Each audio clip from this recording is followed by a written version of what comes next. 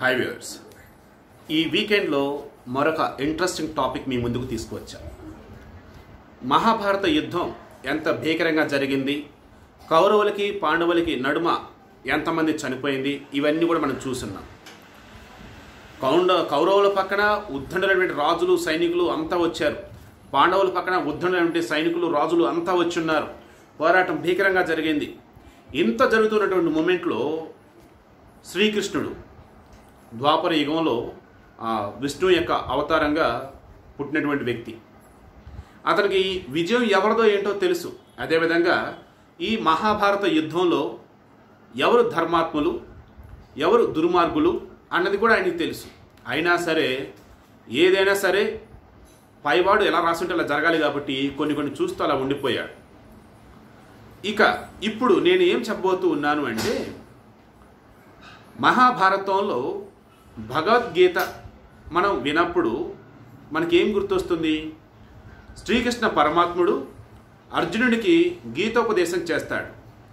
అసలు యుద్ధం అంటే ఏంటి, జీవితం అంటే ఏంటి, సత్యం అంటే ఏంటి, ధర్మం అంటే ఏంటి, అధర్మం అంటే ఏంటి, మనం ఎలా బ్రతకాలి, ఏంటి, ఈచ్ అండ్ ఎవ్రీథింగ్ అండి. అసలు భగవద్గీత ఒక్కటి చాలు ఈరోజు మన ప్రపంచం అంతటా కూడా సవ్యమైనటువంటి దిశలో తీసుకువెళ్ళడానికి. అందుకే చాలా దేశాల్లో మేనేజ్మెంట్ పాఠాలుగా భగవద్గీత ఉంటూ ఉన్నాయి. చాలా దేశాల్లో చిన్నప్పటి నుంచి కూడా పాఠాలుగా బోధిస్తున్నారు. మన దౌర్భాగ్యం కొద్దీ ఇంకా ఇక్కడ రాజకీయాలు, సెక్యులరిజం, గడిది గుడ్డు అంట దాన్ని ఒక మత గ్రంథంలో చూస్తున్నారు తప్ప ఒక మానసిక ఉత్సాహాన్ని అందించేది, ఒక మానసిక బలాన్ని పెంపొందించేది అన్న వేలో ఇంకా గ్రహించలేకపోతున్నారు. ఈ భగవద్గీతలోనే అర్జున విషాద యోగంలో 8వ శ్లోకంలో కూడా ఒక వ్యక్తి గురించి చెప్పడం జరుగుతుంది. ఆ వ్యక్తి వికర్ణుడు. ఈ వికర్ణుడు ఎటువంటి వాడు అంటే ధర్మం పక్కన నిలబడేవాడు. ఎంత గొప్పవాడంటే ఇతను పాండవులు కౌరవులకి యుద్ధం జరుగుతుంది అన్న మూమెంట్లో కూడా ఈ కౌరవులకి సోదరుడు ఒక అతను ఉంటాడు, యూత్సుడు అని. ఈ యూత్సుడేమో పాండవుల పక్షాన్ని నిలుస్తాడు. ఎందుకు? రామాయణంలో రావణుడు అధర్మం చేయటానికి లేదంటే ఆ వేలో ఉంటూ ఉన్నప్పుడు విభీషణుడు కుంభకర్ణుడు ఇద్దరు కూడా విషయం ఏంటో తెలుసు. కుంభకర్ణుడు అంత చెడ్డోడు అనుకుంటాడు, కుంభకర్ణుడు మంచోడే. కాకపోతే విభీషణుడు మంచోడే, కుంభకర్ణుడు మంచోడే. కుంభకర్ణుడేమో అన్న తప్పు చేస్తున్నాడు సరే, కానీ అన్న కదా, అన్నకు అండగా ఉండాలి కదా, తమ్ముడుగా నా ధర్మం అని చెప్పేసి రావణుడు పక్కనే ఉన్నాడు కుంభకర్ణుడు. విభీషణుడు మాత్రం ధర్మం ఎటుపక్క ఉంటే అటుపక్కే ఉండాలి, నేను నా సొంత అన్నైనా నా సొంత బిడ్డ అయినా సరే నేను ఉండను వాళ్ళ పక్కన, వాళ్ళు మంచి చేయటం లేదు, అధర్మ పక్కన ఉన్నారు అని చెప్పేసి రాముడి దగ్గరికి వెళ్ళాడు. ఈ కుంభకర్ణుడు రావణాసురుడు చనిపోవడానికి విభీషణుడు కారణమయ్యాడు. అదే వేలో ఈరోజు మహాభారతాన్ని మనం పరిశీలించినట్లయితే ఇక్కడ ధర్మం అన్నది పాండవుల పక్కన ఉన్నది కాబట్టి నేను పాండవుల పక్షానే ఉంటాను, అలా అని చెప్పేసి కౌరవులకి హాని చేసే విధంగా నేను ప్రవర్తించనని చెప్పేసి యూత్సుడు అలా సైలెంట్ అయిపోయాడు. కానీ వికర్ణుడు ఏం చేశాడు?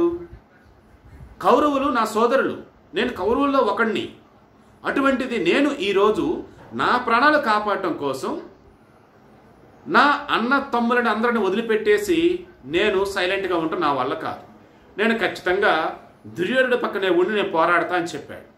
అలా చెప్పి కథ రంగంలోకి దూకాడు. ఇలా దూకినటువంటి ఈ వికర్ణుడి గురించే ఈరోజు మనం చెప్పుకుంటూ ఉంది. ఈ వికర్ణుడు ఎవరు అన్నప్పుడు కౌరవులందరిలో కూడా ధర్మాత్ముడు అని మనం చెప్పవచ్చు, మంచి ధర్మగుణం కలిగినటువంటి చెప్పవచ్చు. ఆ రోజు కౌరవ సభలో పాచికల ఆటలో ధర్మరాజు ఓడిపోతే జూదంలో ఆ రోజు అక్కడ ఉన్నటువంటి ప్రాతికామని వాళ్ళ ఆ మనిషి చేత వెళ్ళి పాంచాలిని తీసుకురా అని చెప్పినప్పుడు పాంచాలి ఒక డైలాగ్ ఉంటుంది, నేను ధర్మ విదితయ అధర్మ విదితయ అని. అది కనుక్కొని రాని పంపినప్పుడు వచ్చి ఈ ప్రాతికామిని చెప్పగానే దుర్యోధనుడు ఏమంటాడు, ఎంత కండకావరము ఆయన వేలో ఆయన ఏదో అనుంటాడులేండి, మనకి ఇప్పుడు ఆ డైలాగులు వద్దు, మేము పిలిస్తే రారా, జోదంలో ఓడినా సరే అని చెప్పేసి ఇప్పుడు దుశ్శాసనుడు పంపుతాడు. దుశ్శాసనుడు వెళ్ళి పాంచాలిని తీసుకురావటం ఆ విషయం ఏదైతే ఉందో ఇప్పటికీ చాలామంది చెప్పుకుంటూ ఉంటారు. దుశ్శాసన పర్వం అని చెప్పుకునేటప్పుడు కావచ్చు, పాంచాలికి జరిగినటువంటి ఘోర అవమానం అని కావచ్చు, మన భారతదేశంలో ఇప్పటికే స్త్రీల పట్ల ఏదైనా అమానుష ఘటనలు జరిగినప్పుడు కావచ్చు ఇదే విషయాన్ని చెప్తారు. ఏమిటంటే కౌరవులకు సంబంధించిన ఉద్దండులు అంతా ఉంటారు. ద్రోణుడేంటి, తర్వాత భీష్ముడేంటి, ఈ పాండవుల 5గురు ఏంటి, కుంతి, గాంధారి, ఒబ్బో ఇలా చెప్పుకుంటూ పోతే మహామహా ఉద్దండులు హెమాహిమిలంతా ఉంటారు ఆ కౌరవ సభలో. కానీ పాంచాలికి వస్త్రాభరణం చేస్తూ ఉన్నప్పుడు దుశ్శాసనుడు కనీసం ఒక్కలంటే ఒకరు కూడా నోరు మెదపరు. కానీ ఆ సమయంలో ఈ కౌరవుల్లో 3వ వాడిగా చెప్పుకునే వికర్ణుడు మాత్రం ఏమి చేస్తున్నారు, ఇది కౌరవులకి సంబంధించేసి ఎంత అప్రతిష్ట మీరు చేసేది, కౌరవులకంటూ కొన్ని రాచ మర్యాదలు ఉన్నాయి, కొన్ని గుణగణాలు ఉన్నాయి, పూర్వకాలంగా మనకంటూ కొంత గొప్ప పేరు అనేది ఉన్నది, వాటన్నింటి కూడా మీరు భ్రష్టు పట్టిస్తారా, చెడగొడతారా, అప్రతిష్ట పాలు చేయవద్దు కౌరవ వంశ పరువుని, ఆపండి ముందు అని అంటాడు. అయితే దుర్యోధనుడు వినకుండా దుశ్శాసనుడి చేత వస్త్రాపరణం చేద్దామని చూపించడం, వీళ్ళు కృష్ణుడు వచ్చి అడ్డుకోవడం, ఇవన్నీ మనకు తెలిసిందే.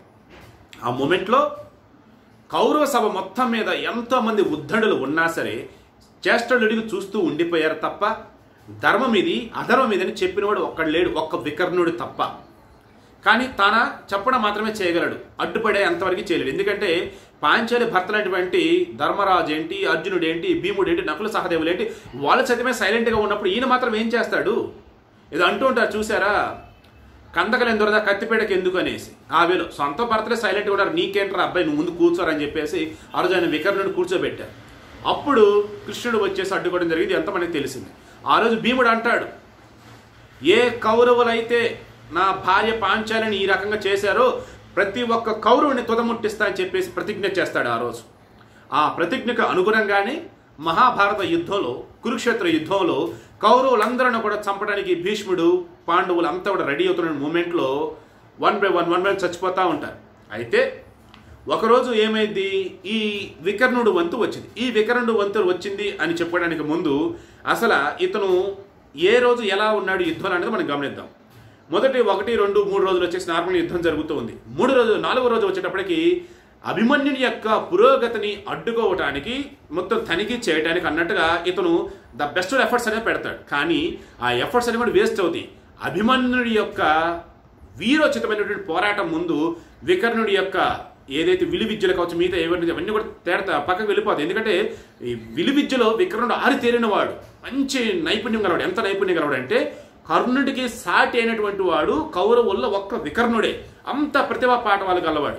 చిన్నప్పుడు బ్రహ్మాండంగా ద్రోణుడి దగ్గర వీళ్ళందరూ కూడా గొప్ప గొప్ప పాఠాలు నేర్చుకున్నటువంటి వాడు ఈ వికర్ణుడు.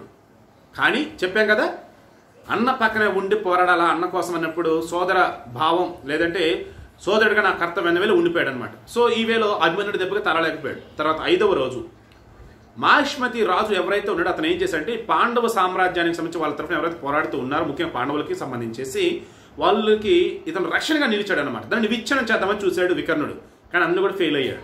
తర్వాత 7వ రోజు భీముడికి సంబంధించేసి మెయిన్గా భీష్ముడికి సంబంధించి భీముని తర్వాత కొంతమంది ఈ భీముడి భార్య నుంచేసి ఈ కౌరవులకు సంబంధించి ఎవరైతే ఉంటారో వారందరూ కాపాడే విషయంలో మాత్రం కొంచెం సక్సెస్ అవుతాడు. 7వ రోజు మరలా చెప్తున్నా, 7వ రోజు భీముడు కౌరవులందరినీ తుదముట్టిద్దామని చెప్పేసి వీరోచితంగా పోరాడుతూ వస్తున్నప్పుడు భీముడిని అడ్డుకోవడంలో సక్సెస్ సాధిస్తాడు ఈ వికర్ణుడు.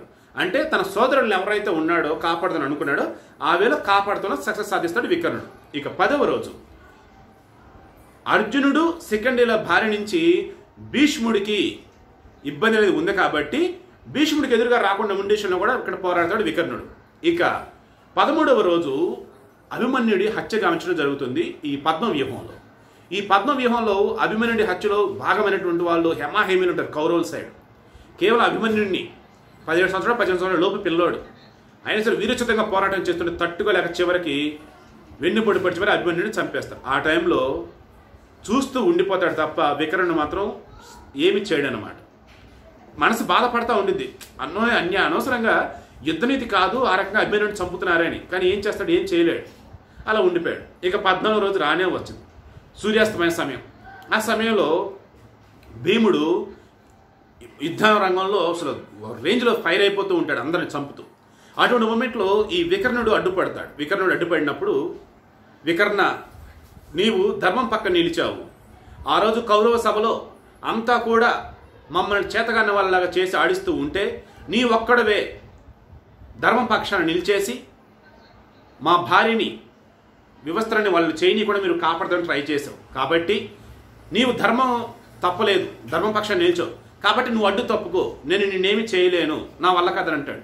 అప్పుడు వికర్ణుడు చెబుతాడు, భీమసేన ఇది యుద్ధమే కానీ మరేదో కాదు, యుద్ధంలో తాడో పేడో తేలాలి, నువ్వో నేను తేలాలి. ఈరోజు యుద్ధం పాండవులకి కౌరవులకి, నేను కౌరవ పక్షాన ఉన్నా, నువ్వు పాండవుల పక్షాన ఉన్నావు, యుద్ధం చేయి నాతో, యుద్ధంలో నన్ను చంపు, వీరమరణం పొందుతా, అంతే తప్ప నేను నీ నుంచి పక్కకు తప్పుకోలేను. అది రాజనీతి కాదు, ఒక వీరుడికి సంబంధించేసి అది చెల్లదు అని వేళ అంటాడు. అప్పుడు భీముడు కంట నీరు వచ్చిందంట.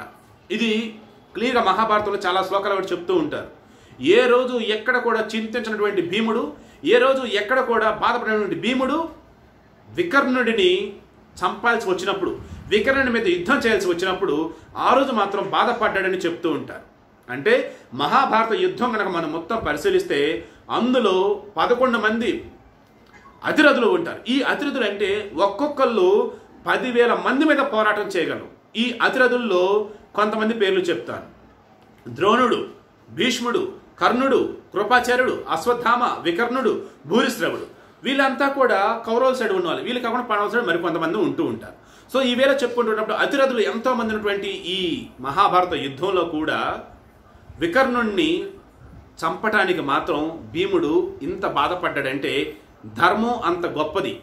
ధర్మం అన్నది ఎవరి కంటైనా సరే కన్నీళ్ళని తెప్పిస్తుంది. ఎప్పుడు ధర్మపక్షం నిలిచిన వాడిని చంపాల్సి వచ్చినప్పుడు. సో కన్క్లూజన్ ఈరోజు ఏంటయ్యా అన్నప్పుడు, మీరు చచ్చినా బ్రతికినా సరే ధర్మం పక్షాన ఉండండి. ధర్మం పక్షాన ఉన్నప్పుడు మీ ప్రాణాలకు తీసుకువెళ్దామని యమధర్మరాజు వచ్చినా సరే ఆగిపోతాడు. మీరు ధర్మం పక్షాన అధర్మం పక్షాన ఉన్నారనుకోండి, యమధర్మరాజు కాదు, ఆయన దగ్గర ఉన్న బడులు వచ్చిన సరే మిమ్మల్ని పట్టుకెళ్ళిపోతారు. So what I'm saying is, ధర్మం పక్షాన మీరు ఉండండి. మృత్యువు సైతం మీ ఎదురు వచ్చైనా సరే ఆగుతుంది అనమాట. మిమ్మల్ని పర్మిషన్ అడిగిద్ది, నువ్వు ధర్మం పక్షాన ఉన్నావు కదా, నిన్ను తీసుకెళ్ళాలి వద్దని అడుగుతుంది అనమాట. ఈ వేళలో ఆ రోజు భీముడు ఆగ్రహవేశాలు భీముడు వికర్ణుడిని చూడగానే ఆగిపోయి, వికర్ణ తప్పుకో తప్పుకో, నేను నిన్ను చంపలేను అన్నాడు అనమాట. అంత గొప్పవాడు ఈ వికర్ణుడు. అటువంటి వికర్ణుడు లాగా బ్రతుకుతూనే, వికర్ణుడు ఎలాగైతే కౌరవ సభలో మాట మాత్రమే చెప్పాడు తప్ప అడ్డుపడలా, ఈసారి మీరు అడ్డుపడండి. అదేవిధంగా రామాయణంలో రావణాసురుడిని వదిలేసి విభీషణుడు ఎలాగైతే రాముడి చెంత వచ్చాడో అలాగే మీరు ధర్మపక్షాన ఉండాలన్నప్పుడు సోదరుడైనా ఎవరైనా సరే వాళ్ళు ధర్మం పక్కన లేరా వదిలేయండి, ధర్మం ఎక్కడుంటే అటు పక్కనే వెళ్ళండి. సో విభీషణుడిని ఆదర్శంగా తీసుకోండి. వికర్ణుడు గొప్ప లక్షణాలు ఏవైతే ఉన్నాయో వాటిని కూడా ఆదర్శంగా తీసుకోండి. గొప్పగా ముందుకు వెళ్ళండి, గొప్పగా ఎదగండి.